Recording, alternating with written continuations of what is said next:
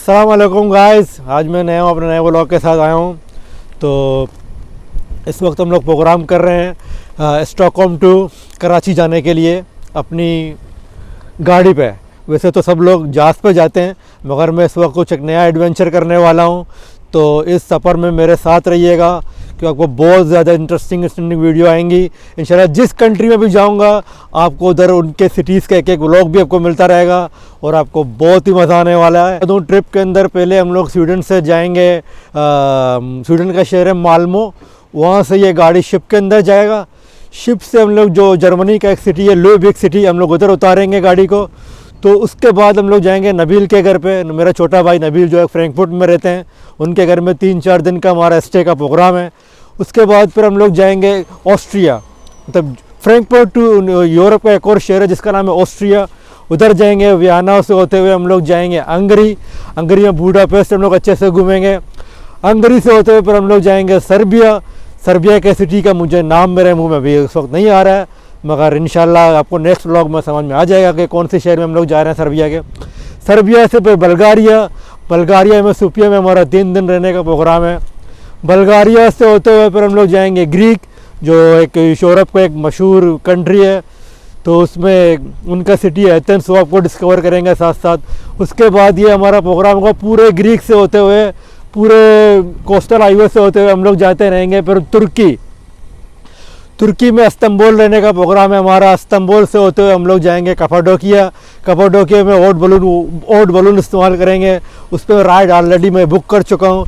फिर उसके बाद हमारा जो नेक्स्ट डेस्टिनेशन होगा, जो इस वक्त उस कंट्री में वॉर चल रहा है, मगर फिर भी कोशिश करेंगे कि बॉर्डर क्रॉस कर जाएँ हम लोग क्रॉस कर जाएँ और देखते हैं कि ईरान के उस बॉर्डर में हमारे साथ होता है क्या है।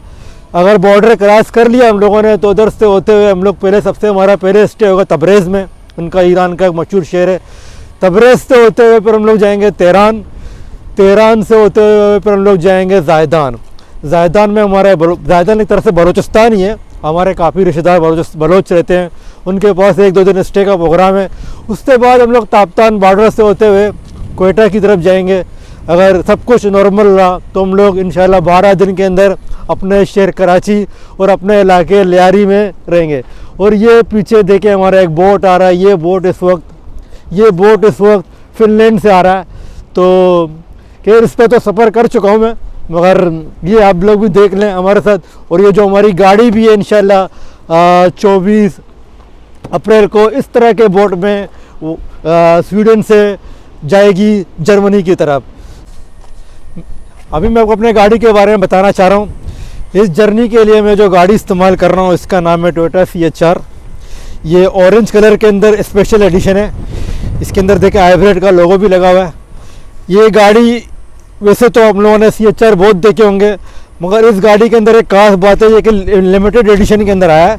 और इस गाड़ी में उन्होंने 2.0 हाइब्रिड का इंजन दिया हुआ है, जो और दूसरे CHR में बहुत कम रेयर ही मिलेगा। इसलिए मैं आपको इसका इंजन भी दिखाऊंगा। इस वक्त इसका मैंने ये बोनट खोल दिया। ये गाड़ी अभी इस्तेमाल होगी तकरीबन, इसमें मैं कोई 8,000 किलोमीटर का सफ़र करते हुए स्टॉकहोम से कराची पहुंचूंगा। तो इंजन का सर्विस मैंने करा चुका हूँ, उसका पूरा ऑयल वगैरह चेंज कर चुके हूँ, पानी वगैरह everything, brake oil, liquid each and everything is okay. मगर इस पर मैंने एक एक्स्ट्रा ऑयल भी मैंने गाड़ी में रखे हुए हैं। और मैंने एक स्पेयर, हालांकि इन गाड़ियों में एक मुसीबत ये है कि इनमें एक्स्ट्रा स्पेयर टायर आता नहीं है, क्योंकि इनमें सब ट्यूबलेस टायर आए हुए हैं। तो इन्होंने एक पंप दिया हुआ है, तो उससे मैं इनका हवा भरता हूँ। मगर मैंने फिर भी एक एक्स्ट्रा इसका एक टायर ले चुका हूँ। और उसमें जो ये टायर लगे हुए हैं ये काफ़ी हैवी किस्म के टायर हैं। इन टायरों को हम लोग स्वीडन में विंटर में इस्तेमाल करते हैं, मगर इसी टायर के साथ मैं इसको पाकिस्तान लेके जा रहा हूँ। बाकी गाड़ी हमारी यही है, देख लें। अभी इस जर्नी के मेन टॉपिक की तरफ आते हैं। तो ये सारे प्रोसेस किस तरह से होता है और क्या क्या डॉक्यूमेंट इसमें नीड होते हैं। सबसे पहले जो गाड़ी का है कि आपके पास एक अपने नाम पे एक गाड़ी होनी चाहिए। गाड़ी उस तरह की होनी चाहिए जिस पे कोई बैंक का कोई इंस्टॉलमेंट या लीज़ इस तरह की गाड़ी नहीं हो। गाड़ी के ऊपर सारे कोई पेमेंट ना हो, गाड़ी के सारे पेपर क्लियर हो। तो इस जर्नी के लिए बाकी यूरोप टू तुर्की जाने के लिए इसमें कोई ज़रूरत नहीं है, मगर आपको अगर ईरान और पाकिस्तान जाना है तो गाड़ी का एक मेन पेपर बनेगा, उसका नाम है कार्नेट दी पसाज। ये एक फ़्रेंच वर्ड है, मगर इसको एक तरह से गाड़ी का पासपोर्ट भी इसको कहते हैं। इसमें सबसे बड़ा मुसीबत के काम ये है कि इसमें आपको डिपॉज़िट ये करनी पड़ती है। ये तकरीबन वो गाड़ी के मार्केट प्राइस के ऊपर है कि गाड़ी का क्या प्राइस है। अगर मिसाल के तौर पर मेरी गाड़ी की प्राइस इस वक्त 23,000 यूरो है, तो इसके लिए मुझे तकरीबन उनके 80% पैसे जमा करने पड़े। उसको कहते हैं तकरीबन 15,000 euro, not Swedish crown, euro. तो ये पाकिस्तानी करेंसी में तकरीबन 55 लाख बनते हैं। तो ये डिपॉज़िट करने के बाद ये आपको पेपर इशू होता है जिसको कार्नेट दी पसाज कहते हैं। और इस पेपर के अंदर आपको स्टैम्प लगते हैं, मतलब जैसे आप ईरान बॉर्डर पे पहुंचोगे उस पर स्टैम्प लगेंगे, पाकिस्तान बॉर्डर पे उस पर स्टैम्प लगेंगे, और वापसी के भी एग्जैक्ट स्टैम्प होने चाहिए।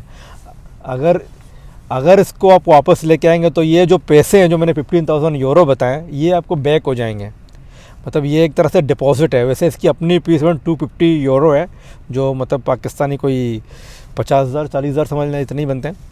तो वो तो वापस नहीं होंगे, मगर जो आपने जो 15,000 यूरो डिपॉज़िट किए हैं, ये गाड़ी अगर वापस लेके आते हैं तो पेपर के ऊपर स्टैम्प होंगे, तो ये पैसे आपको वापस बैक आपके जो अकाउंट नंबर इन्फॉर्मेशन दिया है, आपके उस अकाउंट में पैसे आपके दोबारा रिटर्न हो जाएंगे।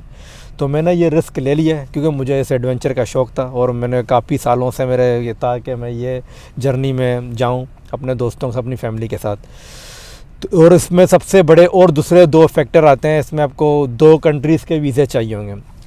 एक तो वीज़ा चाहिए होगा मैं पाकिस्तान का, क्योंकि ये जो उन्होंने पाकिस्तान कस्टम ने जो ये निकाला हुआ है, ये जो कार्नेट दी पसाज जिस गाड़ी के लिए, तो ये सिर्फ टूरिस्ट के लिए। ये नहीं समझे कोई पाकिस्तानी अगर यूरोप से गाड़ी लेके जाना चाहता है तो उसके लिए ये ट्रिप उसके लिए पॉसिबल नहीं है, क्योंकि इसमें वो बंदा कर सकता है जिसके पास कोई यूरोपियन नेशनलिटी हो, और वो जो पाकिस्तान का वीज़ा ले, जो पाकिस्तान का वीज़ा लेगा यूरोपियन पासपोर्ट पे, उसको ये गाड़ी पाकिस्तान के अंदर एंटर करने अलाउ है।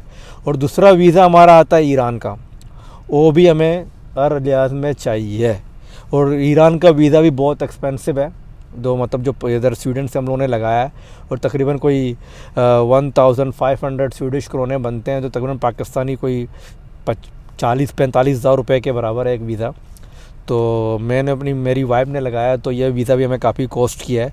खैर ये सारे अखराजात तो जो भी एक्सपेंसिव हमारे होंगे, ये तो मैं एक अलग से इसका वीडियो बनाऊंगा, तो आप लोगों को अपने चैनल पे दूंगा, उससे आप लोगों को आपको अच्छा गाइड मिलेगा। ये तो जस्ट अभी एक इंट्रोडक्शन वीडियो है मेरा। तो आज की वीडियो में बस इतने आपको इन्फॉर्मेशन देना था कि ये जो मैंने अपना ट्रिप जो आपके साथ शेयर किया, तो आप भी हमारे लिए दुआ करें कि हम कैरियर से इस सारे रास्ते में जो ये सारा ट्रिप है मतलब कैरियर से अपने मंजिल तक पहुंच सकें। तो बाकी ये कि सबसे बड़ा मसला तो अभी एक ईरान का है कि उसमें जो वार चल रहा है, तो ये भी मैं जब बॉर्डर तक जाऊंगा ईरान के, तो मुझे कंफर्म हो जाएगा कि मैं बॉर्डर क्रॉस करूं कि ना करूं। मगर आप लोग मेरे लिए दुआ करें, मेरे चैनल को सब्सक्राइब करें और मुझे फॉलो करें, और मेरे सफ़र में मेरे साथ रहें कि आप लोगों को भी हर तरह की इन्फॉर्मेशन और व्लॉग के अंदर अब जो भी इन्फॉर्मेशन होगा आपको मिलता रहे। आपको मैंने अपना सारा इंट्रोडक्शन दे दिया कि मेरा सफ़रनामा किस तरह से होगा। ये मेरी गाड़ी है, और मैं इंशाल्लाह अभी आपको मिलूँगा 24 अप्रैल को स्टॉकहोम से जाते हुए जर्मनी की तरफ।